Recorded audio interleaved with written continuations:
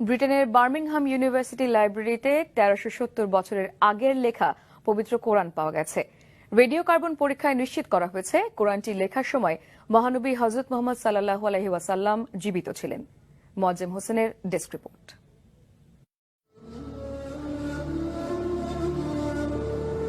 Muslims believe the Quran to be the word of God as dictated to the Prophet Muhammad. হিজাজি অক্ষরে হাতে লেখা এই কোরআনটি Birmingham ইউনিভার্সিটির লাইব্রেরিতে পাওয়া গেছে।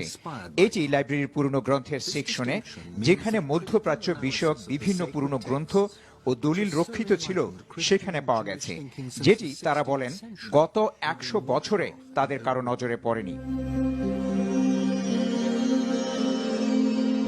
কোরআনটি লেখার সময় নির্ধারণ করা হয়েছে ৫৬৮ থেকে ৬৪৫ খ্রিস্টাব্দের মাঝামাঝি সময়গুলোতে, আর ৬৩২ খ্রিস্টাব্দে হযরত মুহাম্মদ সাল্লাল্লাহু আলাইহি ওয়াসাল্লাম ইন্তেকাল করেন। এর অর্থ শেষ নবীর ৬ ওহী লেখকের কারো হাতে এই গ্রন্থটি লেখা হতে পারে। রেডিও কার্বন পরীক্ষাটি সম্পন্ন হয়েছে অক্সফোর্ড ইউনিভার্সিটির রেডিও কার্বন এক্সিলারেটর ইউনিটে। Comparisons between them and the standard Cairo text in use today are startling. এই কোরআন খলিফা উসমান রাদিয়াল্লাহু আনহু এর সময়ে ব্রিটেনে পৌঁছতে পারে বলে ধারণা করছেন বিশেষজ্ঞরা। কোরআনটি লেখার জন্য ব্যবহার করা হয়েছে উটের ঘাড়ের চামড়া, পাথর স্লেট ও খেজুর পাতা।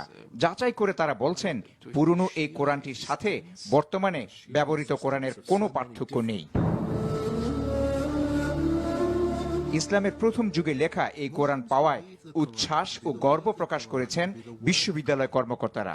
সর্বসাধারণের দেখার জন্য শিগগিরই কোরআনটি নিয়ে একটি প্রদর্শনীর ব্যবস্থা করবেন বলে জানান তারা। Moazzem